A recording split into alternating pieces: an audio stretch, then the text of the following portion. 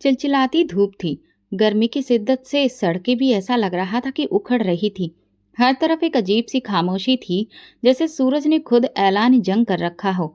मैं बिरजू अपने पुराने खस्ताहाल ऑटो में बैठा सड़क के किनारे चुपचाप पसीने में डूबा था। दिन के 12 बज चुके थे, लेकिन मेरे ऑटो में आज भी एक भी सवारी नहीं आई थी। ऑटो का हैंडल हाथ में था, लेकिन दिल जैसे कहीं दूर जा चुका था। पत्नी का भूखा चेहरा, बच्चों की रो रो कर सूजी हुई आंखें और खाली बर्तनों की आवाज मेरे मन में बार बार गूंज रही थी। सुबह से पानी के कुछ गिलासों के सिवा कुछ भी मेरे पेट में नहीं गया था। पेट्रोल वैसे ही कम था, और अगर यूं ही खाली ऑटो लिए मैं घूमता फिरता तो वो भी खत्म हो जाता।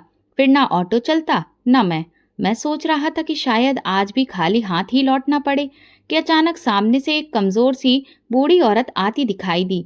हाथ में पुराना सा थैला पड़ा हुआ था, जिसमें कुछ सब्जियां और शायद दवाइयों के कुछ पत्ते रखे थे। चेहरे से साफ दिख रहा था कि वो दिन भर की थकान लिए हैं। उनका पल्लू पसीने से भीगा लग रहा था और कदम लड़खड़ा रहे थे। वो मेरे रिक्शे के पास आई और कहने लगी, बेटा, चौक तक जाना है, छोड़ दोगे? मैंने उनकी तरफ देखा और जैसे अपनी माँ की छवि देख ली हो, अचानक जुबान से निकल गया, 300 लगेंगे अम्मा। वो हिचकिचाई, फिर धीरे से बोली, बेटा, अगर सामान कम होता तो मैं रिक्शा में चली जाती। 300 तो नहीं है मेरे पास, 200 दे सकती हूँ। उनके चेहरे की झुर्रियों में कई कहानियां छुपी थीं। मैं ऑटो के हैंडल से हाथ हटाता हुआ बोल पड़ा, बैठ जाओ अम्मा, छोड़ देता हूँ। उन्होंने हैरत से मुझे देखा, जैसे कि उन्हें यकीन नहीं आया हो। मैंने उनके हाथ से थैला लिया, ऑटो में रखा और खुद भी सवार हो गया। पूरे रास्ते वो मुझे दुआएं देती रही, कह रही थी, भगवान तुम्हें आसान जिंदगी दे बेटा, तुम्हारे बच्चों को खूब तरक्की दे, पत्नी को खुश रखो। मैं चुपचाप सुनता रहा। उनकी हर बात मेरे दिल पर लग रही। ऑटो आगे बढ़ता रहा और मैं सोचता रहा, क्या वाकई भगवान मेरे बच्चों को तरक्की देगा, जबकि आज भी उनके नसीब में सिर्फ सूखी हवा है। जब हम चौक पहुंचे तो अम्मा ने थैला उठाया, जेब से कुछ निकालने लगी। मैंने कहा, अम्मा रहने दो, तुम्हारी दुआएं ही काफी हैं। मेरी आंखों में झांक कर देखकर वो कहने लगी, बेटा, बहुत लोग देखे हैं इस शहर में, लेकिन तुम जैसे दिल वाले कम मिलते हैं। वो चली गई और मैं ऑटो वहीं रोक कर बैठ गया। जेब में कुछ भी नहीं था। कुछ देर यूं ही बैठा रहा। सूरज अब भी वही शिद्दत लिए जल रहा था, मगर मेरे दिल की जलन उससे भी ज्यादा थी। ऑटो वापस घर की तरफ मोड़ दिया। मन में एक ही सवाल था, अब घर जाकर पत्नी को क्या जवाब दूंगा। घर पहुंचा तो पत्नी दरवाजे पर खड़ी थी।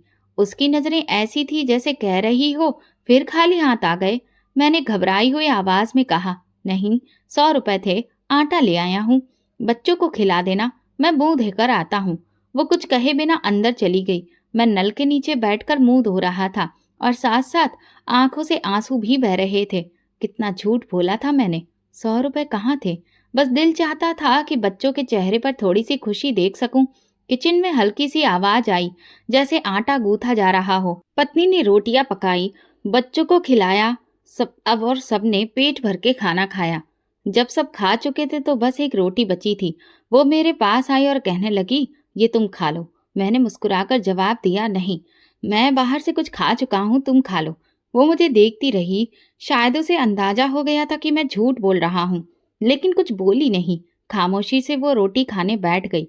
मैं अपनी जगह बैठा पत्नी को देख रहा था। एक ऐसी औरत जो मेरे पास सब कुछ ना होने के बावजूद भी मेरा साथ दे रही थी, जिसने जिंदगी के हर तूफान को सब्र के साथ जिया था और आज भी एक रोटी में हम दोनों की मोहब्बत बांट रही थी।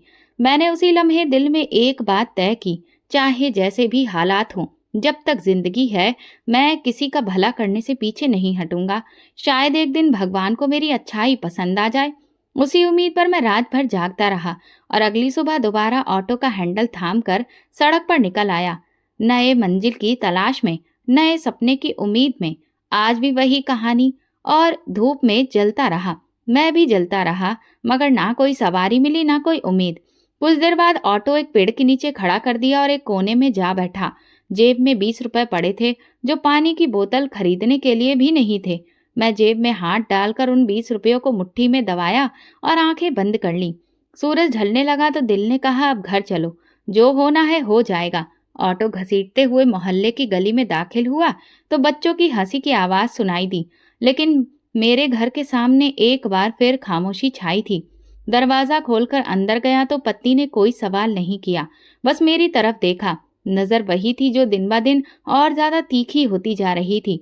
वो खामोशी से अंदर गई, कुछ देर बाद वापस आई और मेरे सामने एक छोटा सा थैला रख दिया। ये आटा है, तुमने कहा था कि ले आए हो, बच्चों ने खा लिया है। मैंने गहरी सांस ली और मुस्कुराकर सिर हिलाया। झूठ एक बार फिर जीत गया, या शायद हार गया। वो मुझे एक अजीब सी नजरों से देखती रही, जैसे वो कहना चाहती हो, अब तो सच बोल दो, मैं संभाल लूंगी। लेकिन हम मर्दों को ये सच बोलने की हिम्मत कब होती है? हम सच बोलते ही नहीं, छुपाते हैं ताकि हमें अपनों का सहारा मिलता रहे।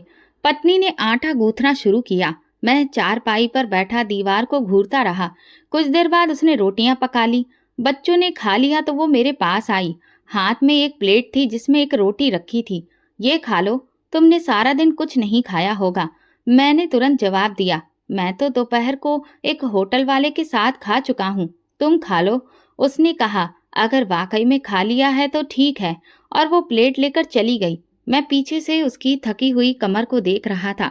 वो भी जानती थी कि मैं झूठ बोल रहा हूँ, और शायद मैं भी जानता था कि वो जान चुकी है, लेकिन हम दोनों ने कुछ नहीं कहा।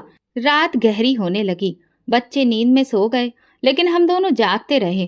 कभी वो किचन में जाती, कभी बर्तन धोती, कभी खिड़की से बाहर देखती। मैं खामोशी से उसकी हर हरकत देख रहा था। मेरी जुबान पर ताला था, दिल में तूफान। ये वो लम्हे थे जो शब्दों के मोहताज नहीं होते, सिर्फ एहसास में ही जिंदा रहते हैं।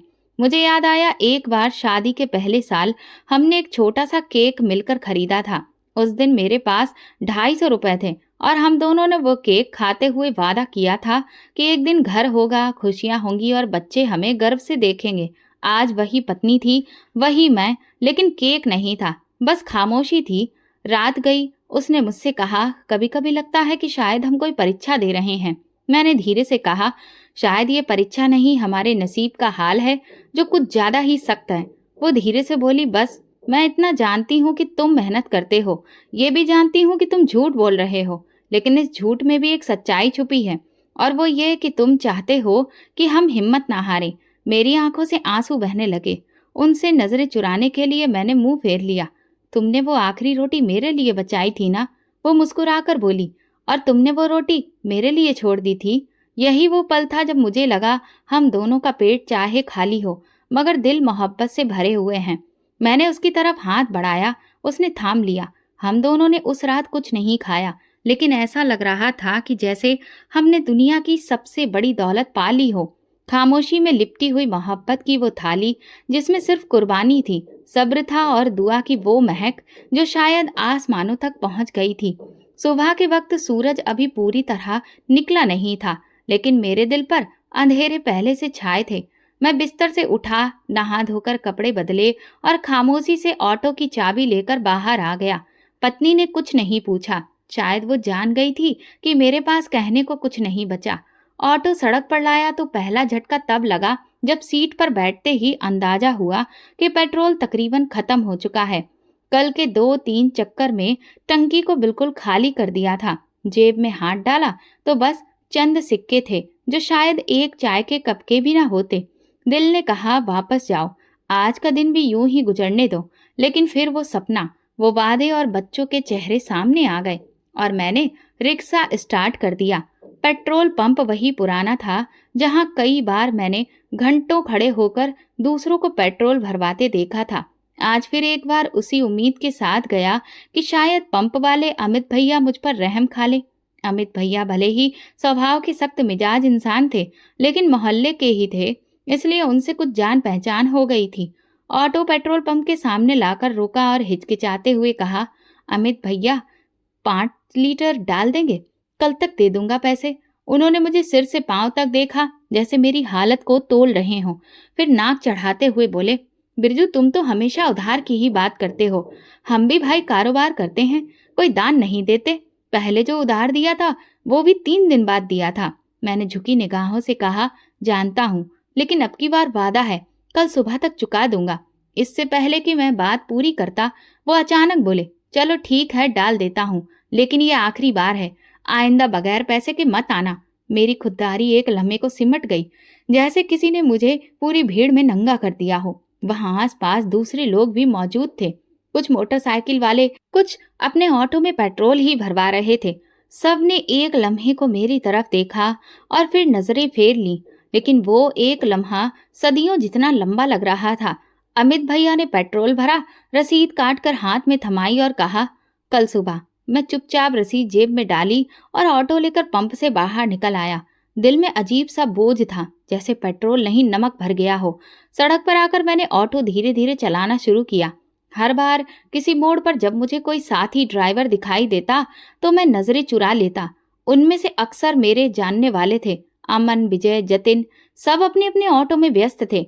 जब भी किसी दूसरे ऑटो वाले को सवारियां बिठाते हुए देखता तो दिल करता कि अपना ऑटो वहीं रोक दूं और पैदल घर चला जाऊं। ऑटो का हैंडल पकड़े पकड़े मेरा दिल भर आया। अगर अकेला होता तो शायद रो भी लेता, लेकिन सड़कों पर आंसू नहीं बाहर आते हैं, वहां सिर्फ धूल उड़ती है और दर्द उमड़ते हैं, सपनों की तरह पीछे रह जाते हैं। दोपहर तक 2 ही सवारियां मिली। दोनों ने कम किराया दिया और एक तो जाते जाते बहस भी कर गया, ये इतने पैसे किस बात के।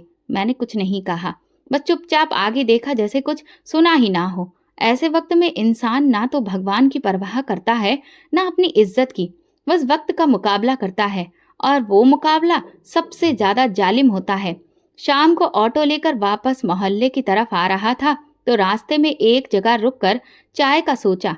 चाय वाले को 50 रुपए दिए और पूछा, 1 कप चाय दे दो, बगैर बिस्किट के। चाय वाला कुछ कहने ही वाला था कि पीछे से आवाज आई, बिरजू भैया, आज भी खाली लग रहे हो। मुड़कर देखा तो जतिन था, मुस्कुराता हुआ। उसके ऑटो में 2 सवारियां बैठी थी और पीछे बड़ा सा स्पीकर बज रहा था। वो खुशहाल दिखाई देता था और मैं एक थका हारा सा। मैंने जबरदस्ती मुस्कुराकर कहा, बस यार, दिन थोड़ा सुस्त रहा, प्रार्थना करो कल अच्छा हो। वो ऑटो आगे ले गया और मैं वहीं बैठा चाय का आखिरी घूंट पीने लगा। वो घूंट जैसे हलक में कांटे बनकर उतर रहा था।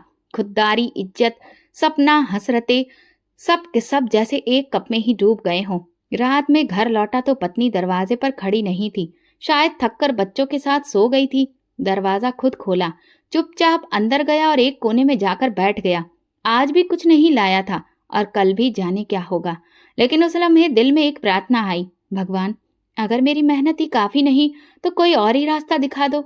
लेकिन अब मेरे हौसले भी कमजोर पड़ने लगे हैं और मैं रात के अंधेरे में खुद से लड़ता रहा, इस उम्मीद के सहारे जो शायद कहीं अंदर अब भी जिंदा थी। अगले दिन भी रोज की तरह मेरी सुबह उम्मीद और मायूसी के बीच उलझी हुई थी। पेट्रोल का बंदोबस्त तो अमित भैया से किया हुआ था, उधार भी था, जो हर लम्हे सीने पर बोझ बनकर बैठा था।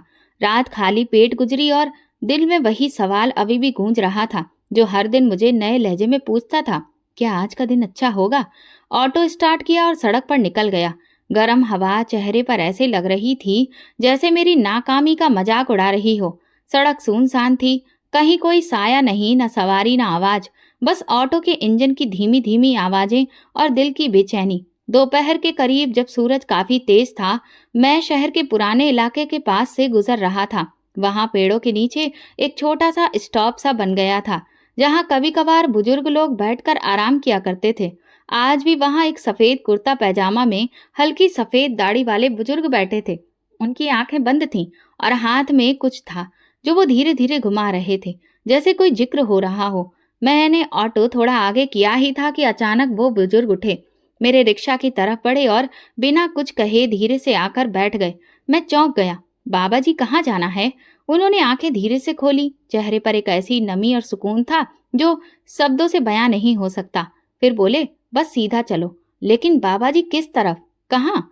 सीधा चलो बेटा, सीधी राह चलने वाला कभी भटकता नहीं। ये शब्द सुनकर जैसे वक्त थम गया हो, एक अजीब सा सुकून मेरे दिल पर छा गया। उनका अंदाज, बात ऐसी थी जैसे कोई बहुत पुराना जानने वाला हो, जैसे वो मेरी आत्मा को अच्छे से पहचानता हो। ऑटो चला तो मैं बार बार शीशे में उन्हें देखता रहा। उनके होंठ हिल रहे थे, हाथ में एक माला दिख रही थी जो वो धीरे धीरे घुमा रहे थे, और हर दाने के साथ वो कुछ शब्द अपने होठों से निकालते, लेकिन इतने धीरे कि मैं सुन नहीं पाया। रास्ते में दिल चाहा कि कुछ पूछूं, लेकिन अजीब सी हिचकिचाहट ने मुझे रोके रखा। दिल जैसे कह रहा हो, चुप रहो, ये इंसान आम नहीं है। 2 घंटे बीत गए, वो बार बार यही कहते रहे, सीधा चलो, शहर के गली कूचों, ऊंची नीची पुरानी सड़कों से गुजरते हुए वो एक दरवाजे के पास पहुंचकर ऑटो से उतर गए। मैंने सांस ली और तुरंत पूछा, बाबा जी किराया? उन्होंने मेरी तरफ देखा। उनकी निगाह में ना गुस्सा था ना नरमी, बस एक गहराई थी, जैसे कई जमाने उनकी आंखों में ठहरे हों। बोले, भगवान के बंदों से पैसे नहीं मांगते बेटा, ये तो परीक्षा है और तुम्हें तो इनाम मिलेगा, अभी नहीं लेकिन जल्द ही। ये कहकर वो माला फेरते हुए कुछ पढ़ते रहे और धीरे धीरे उस दरवाजे की तरफ बढ़ते चले गए। मैं वहीं खड़ा रह गया, जैसे ऑटो के साथ मेरा वजूद भी थम गया हो। उनकी बातें, उनका लहजा, उनका माला पढ़ना, सब कुछ मुझे किसी और ही दुनिया का लगा। दिल ने कहा, चलो वापस, घर में तो बच्चे इंतजार कर रहे होंगे। ऑटो मोड़ा, लेकिन कुछ गज दूर जाकर इंजन बंद हो गया। पेट्रोल पूरी तरह से खत्म हो चुका था। मैंने ऑटो को हाथ से घसीटकर शहर के बीच लाना शुरू किया। धूप अब शरीर पर नहीं, दिल पर लग रही थी। हर कदम पर पछतावा हो रहा था। आखिर क्यों क्यों उस बुजुर्ग को बिठाया, क्यों उससे किराया नहीं लिया? लेकिन फौरन दिल से आवाज आई, ये वो सवाल नहीं जो तुम करना चाहते हो। तुम सिर्फ गुस्से में हो, तकलीफ में हो, लेकिन दिल के किसी कोने में तुम जानते हो वो इंसान आम नहीं था। ऑटो को घसीटते हुए जब मोहल्ले की गली में दाखिल हुआ तो कदम जैसे पत्थर के हो गए। सूरज ढलने आया था, लेकिन माथे से पसीना बह रहा था। हर गुजरने वाला मुझे देख रहा था, कुछ हमदर्दी से तो कुछ तरस खाकर, और कुछ ऐसे जैसे कि उनकी नजरों में ये साफ था कि मैं एक नाकाम जिंदगी हूँ। ऑटो के घसीटने की आवाज, मेरे कदमों की चलने की आवाज सारी गली में सुनाई दे रही थी। घर के दरवाजे पर पहुंचा तो जैसे खुद से हारा हुआ था। थकान, शर्मिंदगी, भूख और बेबसी सब एक साथ मुझ पर टूट पड़े। अंदर पहुंचा तो सन्नाटा था। पत्नी शायद किचन में थी, बच्चे कहीं कोने में सोए होंगे। मैंने ऑटो दीवार के साथ खड़ा किया और अंदर जाते ही पत्नी की आवाज सुनाई दी, आखिर कब तक यूं ही खाली हाथ आते रहोगे? मैं दंग रह गया। उसके लफ्जों में वो टीस थी जो सिर्फ तब निकलती है जब आंखों ने बार बार आंसू पिए हों। आज भी कुछ नहीं लाए? बच्चों को 2 वक्त की रोटी भी नहीं दे सकते। सारा दिन क्या करते हो? तुम्हारे दोस्त भी तो रिक्शा चलाते हैं, उनके घरों में तो कितना अच्छा खाना बनता है, और हमारे यहाँ सिर्फ हवा। मैंने जुबान खोली, लेकिन शब्दों ने मेरा साथ छोड़ दिया। फिर बेइख्तियार भड़क उठा, तो मैं क्या करूं? जी तोड़ मेहनत करता हूं, पैसे आसमान से नहीं गिरते आरती। किस्मत में कुछ चीजें होती हैं, और वो शायद मेरे लिए दुश्मन है। वो रो रही थी, चीख नहीं रही, सिर्फ रो रही थी। उसका रोना मेरे वजूद पर हथौड़े बरसा रहा था। मैं जानती हूँ तुम मेहनत करते हो, लेकिन कब तक सिर्फ मेहनत करते रहोगे? कब कुछ बदलेगा? कब हमारे बच्चों के लिए कपड़े खरीदोगे? खाना बिना किसी हिसाब के कब खाएंगे? मैंने चारपाई की पट्टी पर जोर से मुक्का मारा और उठकर कमरे से बाहर आ गया। दीवार से टेक लगाकर आंखें बंद कर ली। अंदर से पत्नी के सिसकने की आवाजें आ रही थी। मैं जानता था वो कमजोर नहीं थी, लेकिन गरीबी इंसान के अंदर की मजबूत मिट्टी को भी हिला देती है। कुछ पल गुजरे, पत्नी दरवाजे पर आई। उसकी आवाज धीमी और थकी थी। बच्चे अभी तक भूखे हैं, तुमने तो कम से कम कुछ खाया होगा, उनके बारे में भी सोचो। मेरे पास कुछ भी नहीं है आरती। आज सिर्फ एक बुजुर्ग बैठे जिन्होंने किराया दिया ही नहीं। फिर मैंने उनसे उन बाबा जी के बारे में उसे सब कुछ बताया। वो चुपचाप मुझे देखती रही, फिर अंदर चली गई। मैं भी पीछे गया। कमरे में बच्चे बेखबर सो रहे थे। उनके चेहरे पर थकान थी, लेकिन शायद भूख ने उन्हें नींद की पनाह में भेज दिया था। पत्नी एक तरफ बैठी थी, आंखें लाल थी। मैं उसके पास गया और कहा, मुझे माफ कर दो। मेरे बस में होता तो मैं तुम्हारे और उन बच्चों के लिए दुनिया की हर खुशी खरीद लेता, लेकिन आज मेरे हाथ खाली हैं, दिल भरा हुआ और जमीर जख्मी है। वो मेरे कंधे पर हाथ रखकर बोली, मैं तुमसे ज्यादा अपने आप से नाराज हूँ। पहली बार ऐसा हुआ कि हम दोनों एक दूसरे के शब्दों से नहीं, खामोशी से जुड़े। उस रात भी कुछ नहीं खाया, पेट खाली था, दिल में बेनाप सा बोझ। कमरे में अंधेरा था, पंखा धीरे धीरे घूम रहा था और हम दोनों अपनी मायूसियां और सपने बांट रहे थे। मैंने चुपके से दिल में फैसला किया कि अगली बार अगर वो बुजुर्ग दोबारा मिले तो मैं ना सिर्फ उनकी बात समझूंगा, बल्कि उनके हर शब्द को दिल में उतारूंगा। लेकिन उससे पहले मुझे अपने खुद के जख्म भरने होंगे, ताकि मैं दोबारा खड़ा हो सकूं। मुझे समझ आ चुका था कि कुछ ना कुछ जरूर बदलने वाला है। सुबह हुई, लेकिन रात मेरी आंखों में कटी थी। कोशिश की, मगर खामोशी, भूखे सोते बच्चों के चेहरे, सब जैसे किसी फिल्म की तरह मेरी आंखों के सामने चल रहा था। पत्नी किचन में नहीं थी। दरवाजे पे नजर गई तो देखा वो कुछ कपड़े एक बैग में डाल रही थी। बच्चे पास बैठे थे, खामोश, सहमे हुए। मैंने हैरानी से पूछा, ये क्या हो रहा है आरती?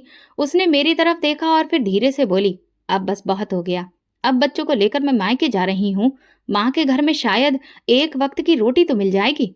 उसके ये शब्द मुझे तीर की तरह चुभे और आंखों में आंखें डालने की हिम्मत भी नहीं बची। मैं कुछ ना बोला।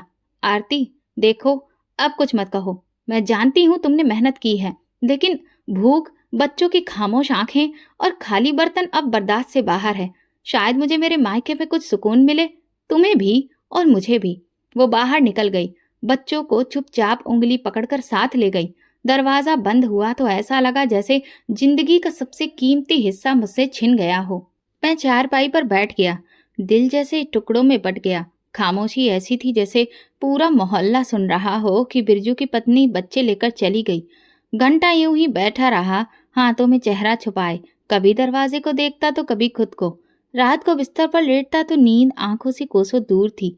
मुझे हमारी शादी की पहली रात याद आई, जब आरती ने जागते हुए कहा था कि मैं सादी जिंदगी पसंद करती हूँ, बस जिसमें सच्चाई हो, इज्जत और सुकून हो। मैंने हंसते हुए वादा किया था कि ये सब होगा, तुम मेरा साथ दे देना। कितनी अजीब बात है, वादा मैंने किया, निभाया उसने। मैंने उसे कुछ नहीं दिया, ना अच्छे कपड़े, ना सैर सपाटा, ना खुशियां, लेकिन वो हर हाल में मेरे साथ रही। कभी शिकायत नहीं की, कभी सवाल नहीं किया। हर बार मेरे झूठ को चुपचाप बर्दाश्त करती रही। हर बार बच्चों की भूख पर अपना दिल मारती रही।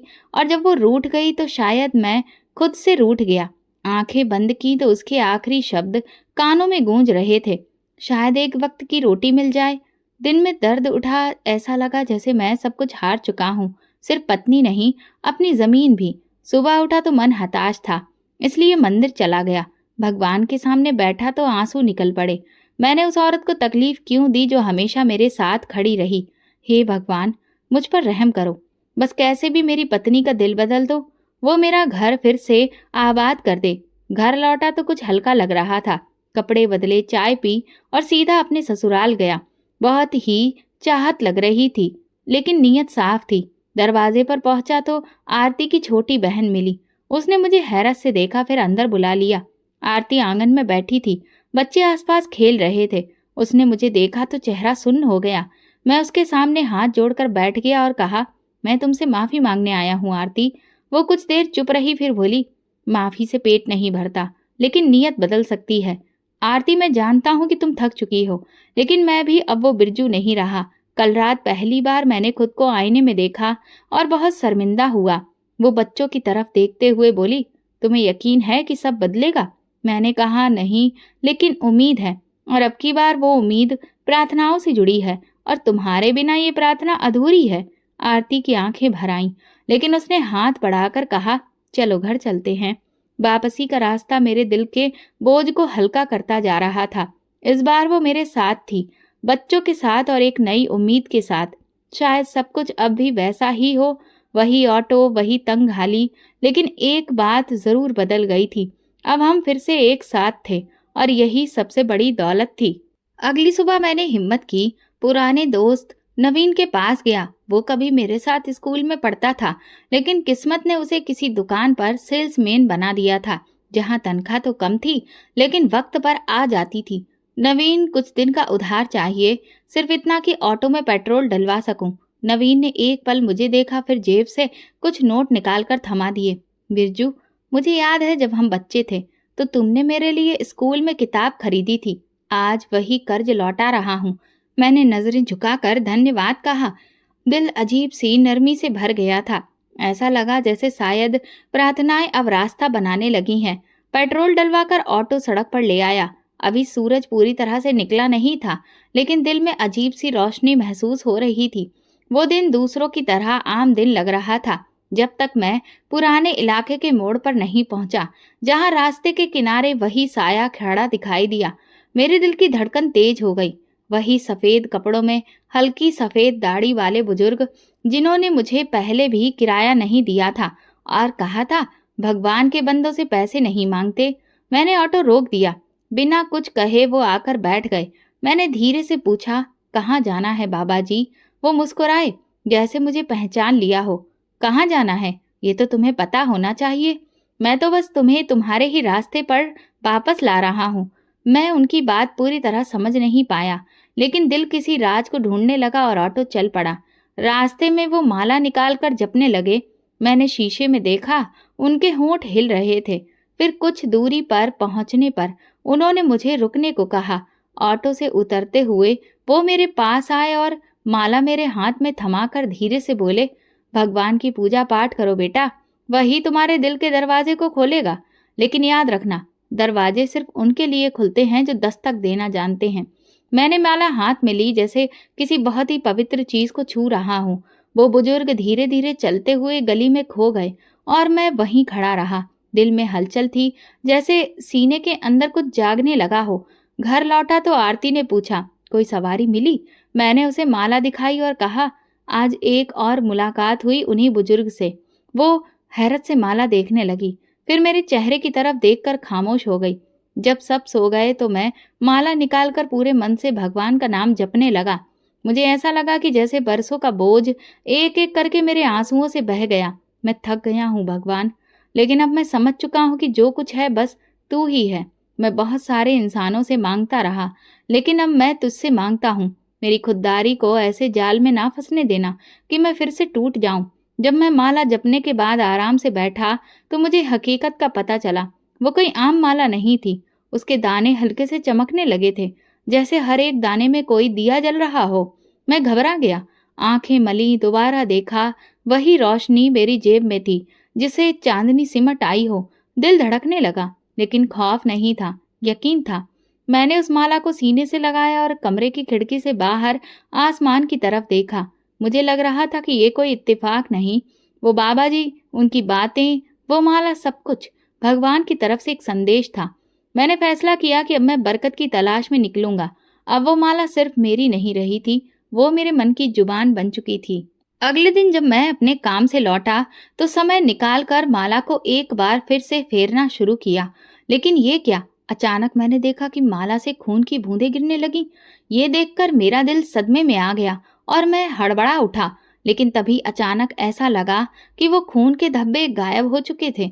मैंने हथेली फर्श पर मारी, लेकिन वहां कुछ भी नहीं था। ये शायद मेरा वहम था या कोई सपना, ये कुछ और था, मैं नहीं जानता। मुझे बस इतना पता था कि मैं जाग रहा हूँ।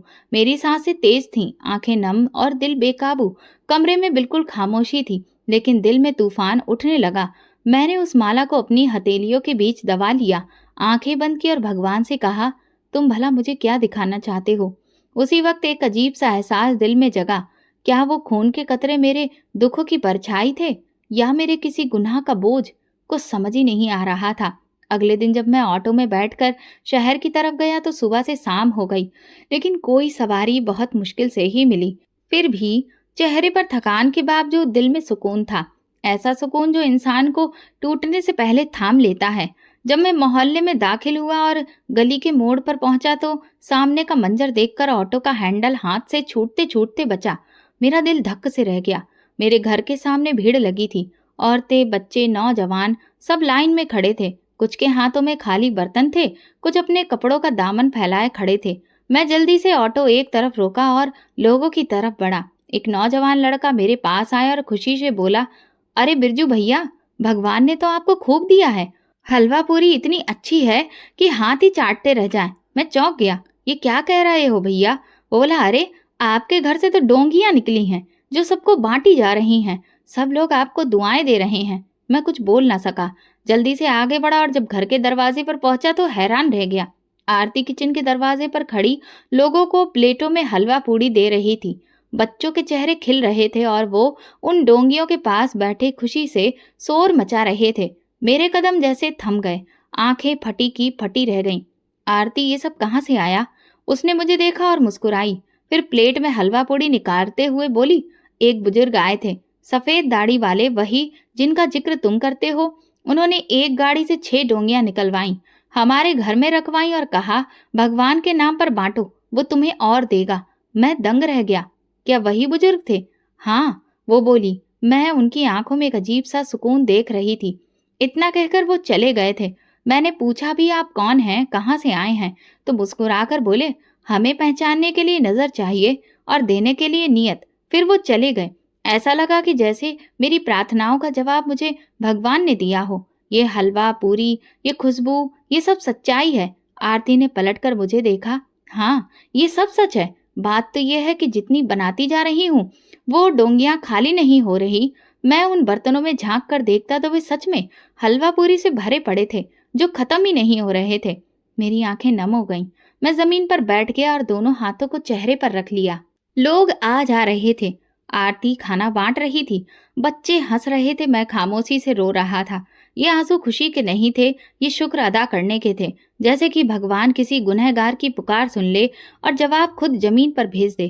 कुछ देर बाद आरती मेरे पास आई और कंधे पर हाथ रखकर बोली, तुम्हें भगवान ने याद किया है, इसीलिए उन्होंने अपने बंदे को तुम्हारे पास भेजा। मैंने उससे कहा, आरती, मैं कल रात माला फेर रहा था जिसमें सिर्फ मेरा दिल डूबा था, शब्द नहीं, और आज भगवान ने जवाब भेजा। वो मुस्कुराई और शायद अब वो वक्त आ गया था कि हम भी वो करने लगे जो हमसे पहले कभी ना हो सका, लोगों को देना। मैंने सिर हिला दिया। हाँ, शायद यही राज है तरक्की का, किसी को कुछ देना बिना किसी हिसाब किताब के। मैं देख रहा था कि लोग जाते हुए हाथ उठाकर हमें दुआएं दे रहे थे। आरती के चेहरे पर वो सुकून था जो वर्षों बाद लौटा था। उसी दिन पहली बार मुझे यकीन आया कि चमत्कार अब भी होते हैं, और जब भगवान देता है तो वो किसी के भी हाथों भेज सकता है, जैसे उस बुजुर्ग के हाथों भेजा था। वो रात किसी सपने जैसी थी। ना भूख थी, ना वो खामोशी जिसने हमारे घर को बरसों से कैद कर रखा था। अब कोई बोझ नहीं था, बल्कि सुकून था। क्या ये चमत्कार सिर्फ एक दिन का था? फिर मेरे दिल में ख्याल आया, लेकिन एक दिन से भी तो उम्मीद जाग गई है। शायद कल भी वो आए। अगली सुबह मैं माला लेकर, भगवान से प्रार्थना करके अपना ऑटो लेकर सड़क पर निकला तो महसूस हुआ जैसे हवा भी आज नरम हो गई हो। वो तंगी जो पहले मुझे महसूस होती थी, कहीं पीछे रह गई थी। दिन में 2 सवारी की बजाय 5 सवारियां मिली, और सबसे अजीब बात यह कि किसी ने किराया कम करवाने की कोशिश भी नहीं की। शाम को थकावट जरूर थी, लेकिन दिल खुश था। जेब में कुछ पैसे थे और चेहरे पर सुकून। घर पहुंचा तो गली में आज भी भीड़ लगी थी। सब दुआएं दे रहे थे। मैं जल्दी से अंदर गया तो वही मंजर दोबारा देखा। आरती हाथ में प्लेट पकड़कर खाना निकाल रही थी। मैंने उससे पूछा तो वो मुस्कुराकर बोली, हाँ, आज फिर से वही बुजुर्ग आए थे। सुबह सुबह जब मैं झाड़ू लगा रही थी, उन्होंने मुझे फिर से वही आदेश दिया। अब तो जैसे ये रोज का सिलसिला बन गया था। धीरे धीरे सब बेहतर होने लगा। पहले जहां दिन भर में 200 रुपए बनते थे, अब 400-500 आराम से बन जाते थे। सवारियां खुद आकर बैठने लगी। कुछ तो मुझे नाम लेकर पूछती, आप बिरजू भैया हो ना, जिनके घर से रोज खाना बनकर जाता है? ये सब मेरी समझ से बाहर था, लेकिन दिल गवाही दे रहा था कि इसके पीछे सिर्फ एक ही ताकत है, भगवान की। वही है जो ये सब देता है, जो लोगों के दिलों को बदल देता है। एक दिन एक नौजवान मेरे ऑटो में बैठा। उसकी आंखों में नमी थी। रास्ते भर वो चुप रहा, लेकिन उतरते वक्त बोला, बिरजू भैया, आपको पता नहीं, आपके दिए खाने ने मेरी पत्नी की जान बचा ली। वो 2 दिन से भूखी थी, और जब कल आपके घर से खाना मिला तो मैंने पहली बार उसकी आंखों में खुशी देखी। मैंने नजर झुका ली। होठों पर शुक्र था, आंखों में नमी। रात को मैंने आरती से कहा, अब मुझे समझ आ रहा है, असली तरक्की सिर्फ अपनी इज्जत और नाम को बचाने में नहीं, बल्कि किसी और के खाली बर्तन को भरने में है। वो हल्के से मुस्कुराई और बोली, हम तो बस हाथ हैं, देने वाला वही है। उन दिनों में मेरी सोच बदलने लगी थी। पहले मैं दिन भर सवारी के लिए भागता था, अब सुकून से काम करता था। हर सवारी को इज्जत से बिठाता, नरमी से बात करता और उससे ज्यादा दिल से कमाता। और अजीब बात यह थी कि अब जब मैं किसी को ऑटो में बैठाता था तो उनके चेहरे पर सुकून आ जाता, जैसे मेरे साथ बैठना उनके लिए किसी राहत का जरिया हो। आरती भी बदल गई थी। जो कभी हर बात पर शिकायतें करती थी, अब हर बात पर शुक्र अदा करती है। रोज भगवान से पूछती है और खाना बांटने की तैयारी करती है। हम दोनों के बीच अब कोई दूरी नहीं थी। एक प्रार्थना और एक यकीन हमारे बीच आ चुका था। मैं जान चुका था कि नरमी सिर्फ शब्दों में नहीं, बल्कि हमारे व्यवहार में भी होनी चाहिए। सच सिर्फ जुबान से नहीं, बल्कि दिल से भी बोला जाए तो असर करता है। और तरक्की सिर्फ कमाने से नहीं, बल्कि बांटने से भी बढ़ती है। एक दिन शाम के वक्त जब सारा खाना बन चुका था और मोहल्ला खामोशी की चादर ओढ़ने लगा, मैं अकेला घर के पिछवाड़े में बैठा हुआ था। माला को उंगलियों में घुमा रहा था। आरती बच्चों को सुलाने अंदर जा चुकी थी और मेरे आसपास रात का सुकून था। नजरें आसमान पर टिकी थीं और दिल में कई सवाल पैदा हो रहे थे। आखिर वो वक्त क्यों आया था? वो दिन जब घर में कुछ नहीं था, न जुबान पर सुकून था और न दिल में शांति थी। मैंने अपनी जिंदगी को पलट कर देखना शुरू किया। वो वक्त याद आया जब मेरे पास कुछ थोड़ा बहुत था। कभी कुछ बच जाता था, लेकिन कभी भी किसी को देने का ख्याल नहीं आया। कभी किसी भूखे को खाने की पेशकश नहीं की, ना किसी गरीब का हाल पूछा। मेरे लिए पैसे का मतलब मेरे जेब में आने वाली रकम थी, जिसे बचाना, संभालना और सब अपनों पर ही खर्च करना मेरा असली मकसद था। तभी मुझे कुछ बरसों पहले का एक वाकया याद आया। एक इंसान मेरे ऑटो के पास आया था। उसके कपड़े गंदे थे, चेहरे पर थकान थी और हाथ में छोटा सा थैला था। उसने कहा, भैया पैसे नहीं हैं, लेकिन मेरी माँ अस्पताल में है, क्या तुम मुझे छोड़ सकते हो? मैंने खाली मुस्कुराहट के साथ कहा था, भैया ये ऑटो किसी खैरात का जरिया नहीं, कारोबार है। और फिर मैं आगे बढ़ गया था। आज याद आया तो दिल जैसे किसी ने मुट्ठी में जकड़ लिया। मेरे अंदर की आवाज बोली, शायद वही दिन था जब मेरी किस्मत से तरक्की को अलग कर दिया गया। मैं अपने अंदर झांकने लगा। मुझे वो सब चेहरे याद आने लगे जिन्हें मैंने कभी नजरअंदाज किया। वो सब हाथ जो मुझे कुछ मांगने के लिए बढ़े थे, मैंने उन्हें झटक दिया था। मेरी जिंदगी में जो तंगी थी वो सिर्फ तुम्हारी हालत की वजह से नहीं, मेरी नीयत की तंगी थी, मेरी सोच की तंगी थी। और अब जब वो बुजुर्ग आए जिन्होंने मुझे ये माला देकर एक नया रास्ता दिखाया है, अब सब बदलने लगा है। अब मैं ऑटो चलाता हूँ तो कोई बुजुर्ग नजर आ जाए तो मैं उन्हें नमस्कार बोलता हूँ। रास्ते में कोई बच्चा मिल जाए तो उसे पानी पिलाता हूँ। जो कभी सिर्फ अपनी फिक्र करता था, अब दूसरे चेहरों को अपना मानकर देखता है। एक दिन मैंने ऑटो रोका तो सड़क किनारे बैठा एक मजदूर दिखा। हाथ में रोटी थी, लेकिन सब्जी नहीं थी। मैंने अपना दोपहर का खाना जो आरती ने मुझे दिया था वो निकाला और उसके सामने रख दिया। वो चौंका, फिर मुस्कुराकर बोला, भैया भगवान तुम्हें और देगा। मैंने कहा, हाँ, अब मैं जान गया हूँ, भगवान उसे देता है जो बांटना जानता है। फिर मैंने कुछ बचत से एक छोटी सी रोटी की टोकरी तैयार की। रोज सुबह एक तरफ रख देता और शाम तक जितने भी जरूरतमंद नजर आते उन्हें पेश करता। वो दिन भी आया जब मुझे लगता था कि मेरी जिंदगी बदल चुकी है, लेकिन मेरे दिल में एक नई उम्मीद जाग चुकी थी। अब मैं सिर्फ लेने वाला नहीं रहा, मैं देने वाला बन चुका था। आरती भी मेरे साथ थी। वो भी खाने के साथ कुछ कपड़े भी अपने जमा करके लोगों में बांट रही थी। हम दोनों खामोशी से एक नया रास्ता अपना चुके थे। एक दिन आरती बोली, पता है, पहले हमारे घर के दीवारें सिर्फ भूख संभालते थे, अब प्रार्थनाएं संभालते हैं। मैंने सर हिलाकर कहा, और मुझे समझ आ गया है कि हमारे पास पहले दिल की कमी होती थी। अब हमारा सफर बदल चुका था। अब मैं सिर्फ ऑटो नहीं चलाता, मैं अपने भगवान के एहसान को भी अदा कर रहा था। मेरी जिंदगी का हर दिन, हर गली, हर चेहरा एक याद था कि जो कुछ भी तुम्हारे पास है वो तुम्हारा नहीं, वो भगवान की अमानत है।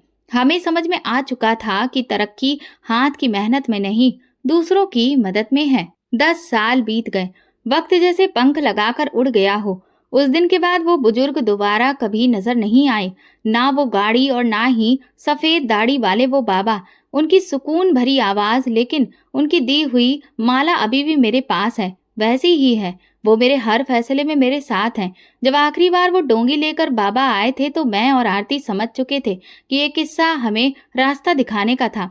अब हमें इस रास्ते पर खुद चलना है। उसी दिन से मैंने एक छोटा सा किचन किराए पर लिया। शुरू में सिर्फ 3 दिन खाना बनाया जाता था, जो खुद जाकर मैं गरीबों को बांट देता था।